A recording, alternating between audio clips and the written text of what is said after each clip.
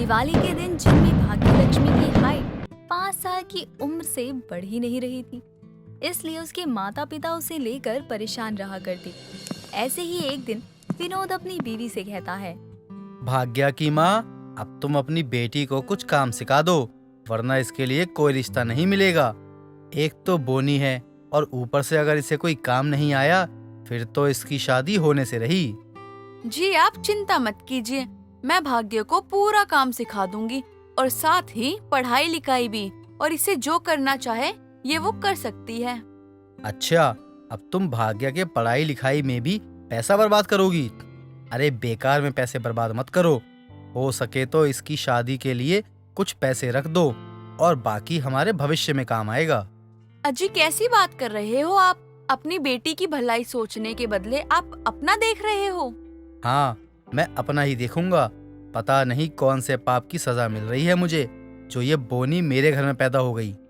अगर आपको लगता है कि भाग्य के पैदा होने से हमारी किस्मत खराब हो गई है तो आप बोल दो, और अगर आपका मन हो आप हम माँ बेटी को त्याग सकते हो और जा सकते हो, कुछ नहीं कहूंगी, लेकिन अपनी बेटी के खिलाफ कुछ नहीं सुनूंगी। वाह अनीता, अपनी बोनी बेटी के लिए अपने पति को ठुकरा रही हो तुम। देख लेना, बहुत पछताओगी एक दिन तुम। कोई बात नहीं, अगर जिस दिन मुझे एहसास हुआ कि मैं पछता रही हूँ उस दिन मेरी जिंदगी का आखिरी दिन होगा। भले ही मैं मर जाना पसंद करूंगी, लेकिन ऐसे इंसान के साथ रहना पसंद नहीं करूंगी जो मेरी बेटी के बारे में उल्टा सीधा बोले या उल्टा सीधा सोचे। ठीक है, फिर आज से क्या अभी से तुम्हारा और मेरा रिश्ता यहीं पर खत्म करता हूँ मैं। ना मैं तुम्हें जानता हूँ और ना तुम मुझे जानती हो। विनोद अपनी बातें पूरी करते ही सारे रिश्ते नाते तोड़कर घर से निकल जाता है और अब अनीता अपनी 10 साल की बेटी के साथ रहती है। वक्त गुजरते के साथ भाग्य लक्ष्मी भी खाना बनाने में, पढ़ाई में भी बहुत अच्छी हो गई। ऐसे ही एक दिन भाग्य अपनी माँ से पूछती है, माँ मेरी लंबाई इतनी छोटी क्यों है और लोग मेरा कितना मजाक उड़ाते हैं। मुझे कितना कुछ सुनना पड़ता है अपनी ऐसी हालत के लिए। काश आप मुझे जन्म ही ना देती तो अच्छा होता। खबरदार, दोबारा ऐसी बात की तो। क्या मैंने तुझे इसी दिन के लिए पाल पोस के बड़ा किया था? देख भाग्य, मैंने बहुत मेहनत की है तुझे इस जगह पर पहुंचाने के लिए, और तू है कि बस कुछ लोगों की वजह से अपनी उम्मीद छोड़ रही है। लेकिन माँ, मेरी सभी सहेलियों की शादी हो गई, उनको नौकरी भी मिल गई, लेकिन मुझे ना नौकरी मिलेगी और ना ही मेरे लिए कोई बना है जिससे मैं अपना दुख सुख बांट सकूं। दिल छोटा नहीं करना चाहिए। भगवान ने हर किसी के लिए जीवन साथी भेजा है, बस कुछ वक्त लगेगा पर मिलेगा जरूर। माँ बेटी बात कर ही रहे होते हैं, तभी उनके घर भाग्य लक्ष्मी के लिए एक रिश्ता आता है जो उसकी ही तरह बोना था। दोनों का रिश्ता पक्का हो जाता है और भाग्य लक्ष्मी की शादी कार्तिक नाम के लड़के से हो जाती है। कार्तिक के घर में उसकी माँ, भैया और भाभी रहते थे। एक सुबह रूपा अपनी देवरानी का मजाक बनाते हुए कहती है, अरे भाग्या, तुम्हारा कद इतना छोटा है कि तुम ठीक से चूल्हे तक नहीं पहुंच सकती। वाह, क्या बहू लेकर आई है माँ जी, बोनी बहू। दीदी, मुझे अपने घर में जमीन के चूल्हे पर खाना बनाने की आदत है। आप मुझे कुछ ऊंची चीज लाकर दे दीजिए ताकि मैं आप सबके लिए गर्मा गर्म स्वादिष्ट नाश्ता बना सकूं। अच्छा, तुम्हें खाना बनाना आता है? तुम हो ही इतनी सी, क्या तुम बना लोगे इतने लोगों का खाना? अरे क्या हुआ, इतना शोर किस बात का हो रहा है? और भाग्य बहू, अभी तक नाश्ता क्यों नहीं बना? अब क्या नाश्ता कल देगी? अरे माँ जी, आपकी बोनी बहू चूल्हे तक तो पहुँच नहीं पा रही है, इसीलिए अभी तक कुछ बन नहीं पाया। बस इतनी सी बात, रुक, मैं अभी इसका इंतजाम करती हूँ।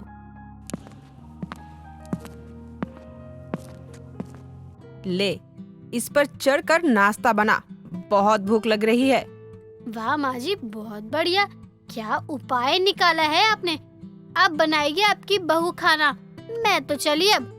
भाग्य लक्ष्मी की जेठानी दिखने में बहुत खूबसूरत थी और नखरे तो बाप रे बाप, इसलिए उसकी सास भी उसे पसंद करती थी। बेचारी भाग्य लक्ष्मी बिना कुछ बोले पूरा नाश्ता बनाकर टेबल पर रख देती और सभी नाश्ता खा रहे होते हैं। तभी रूपा नाश्ता देखकर कहती है, ये क्या डोसा?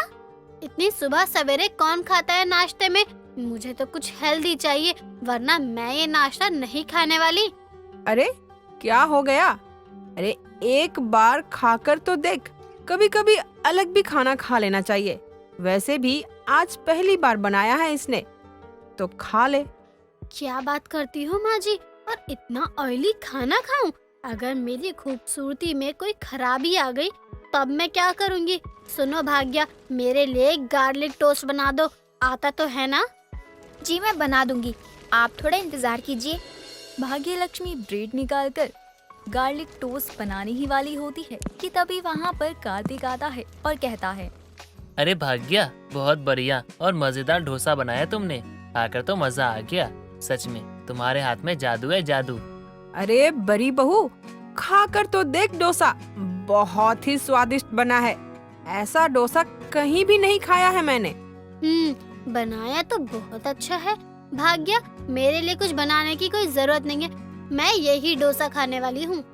रूपा बहू, उसे बोल दे दोपहर का भी खाना बना ले और घर का सारा काम कर दे। मेरी बड़ी बहू को कोई तकलीफ ना हो, इसीलिए तो कार्तिक की शादी मैंने इस बौनी से करवाया है। बेचारी भाग्या, इसका तो पति भी कुछ नहीं कमाता, आखिरकार बोना पति क्या काम करेगा? दिवाली आ रही है, इसका पति इसे क्या देगा दिवाली में? मैं तो साफ मना कर दूंगी आपके बड़े बेटे को इनको पैसे देने से। अरे हाँ, मेरा बेटा इतनी मेहनत करता है, क्यों इन पर पैसे लुटाने के लिए? ना बाबा ना, मैं भी साफ मना कर दूंगी अपने बेटे को। तो ये दोनों क्या करेंगे दिवाली में? अब तो बस 2 महीने ही रह गए हैं दिवाली को। अगर कोई काम करते हैं तो ठीक है, वरना ये अपना अपना सोच ले। अब तक एक का खर्चा उठा रहे थे हम, और अब एक और आकर बैठ गई। हाँ, ना जाने मैंने कौन सा पाप किया था जो ये मेरे घर मेरी कोख से पैदा हो गया। इसकी शादी तो कर दी, लेकिन अब मुझसे इन दोनों के खर्च उठाए नहीं जाएंगे। ऐसे ही वक्त गुजरता गया और अब रूपा भाग्यलक्ष्मी और कार्तिक को घर से निकालने की साजिश कर रही थी। जब भाग्यलक्ष्मी की पहली दिवाली थी, तब उसी वक्त रूपा उन दोनों को घर से निकाल देती है और बोनी बहू की दिवाली पूजा बिना किए ही रह जाती है। तभी कार्तिक उदास होकर कहता है, भाग्या, तुम कितनी बदकिस्मत हो। आज तुम्हारी पहली दीपावली थी और आज ही हमें घर से निकाल दिया। और तुम्हारी शादी भी ऐसे इंसान से हुई है जो ना कोई काम करता है और ना पढ़ा लिखा है। ऐसी बात क्यों कर रहे हो? जब तक आप मेरे साथ हो, मेरी दिवाली पूजा जैसी है। अब तो मैं अपना घर बनाऊंगी, तब जाकर दिवाली पूजा करूंगी। वो कैसे होगा? ना तो कोई नौकरी है हमारे पास और ना ही कुछ खाने पीने के लिए पैसे। मेरे पास कुछ गहने हैं जो माँ ने मुझे शादी के वक्त दिए थे। उसे बेचकर हम एक खाने का ठेला खोलते हैं। वैसे भी अगर हम चाहें तो बहुत कुछ कर सकते हैं। हाँ हाँ, ये बात तुमने बहुत अच्छी कही। ठीक है, फिर ना हम यही करते हैं। और तुम्हें पता है, तुम ना बहुत अच्छा खाना बनाती हो। जो भी तुम्हारे हाथ का खाना खाएगा ना, वो बार बार आएगा। दोनों अपना एक छोटा सा ढाबा खोल लेते हैं और वक्त के साथ उनका ढाबा भी चलने लगता है। धीरे धीरे भाग्यलक्ष्मी ने अब अपना घर भी ले लिया था और दोनों खुशी खुशी रहने लगे। एक दिन भाग्यलक्ष्मी और कार्तिक अपने ढाबे में काम कर रहे होते हैं। तभी उनको उनकी फैमिली गरीबी की हालत में रास्ते से जाती हुई दिखाई देती है और दोनों पति पत्नी उन्हें अपने पास बुलाकर कहते हैं, माँ, क्या हुआ आप लोगों को? क्या बताऊं बेटा, तेरा बड़ा भाई जुए में घर हार कर जेल चला गया और हमें दर दर की ठोकरें खाने के लिए छोड़ दिया। कोई बात नहीं माँ जी, हम हैं ना। अब आप हमारे साथ रहिए, हम सब मिलकर रहेंगे। आप जेठानी जी, आप भी हमारे साथ रहिए। मुझे माफ कर दो भाग्या, मैंने तुम्हारे साथ इतना बुरा किया, लेकिन तुमने सब कुछ भूल कर मुझे अपना लिया। सभी लोग एक साथ रहने लगे और साथ मिलकर काम करने लगे। वक्त बीतता गया और आज पहली बार बोनी बहू की दिवाली पूजा सह परिवार होती है। तभी भाग्यलक्ष्मी कहती है, अब जाकर आज मेरी दिवाली की पूजा सफल हुई है। दिवाली की पूजा तो मैंने कई बार की है, लेकिन आज मेरी जाकर पूजा सह परिवार हुई है। सही बात कह रही हो, आज जाकर हमारी बोनी बहू की दिवाली पूजा पूरी हुई।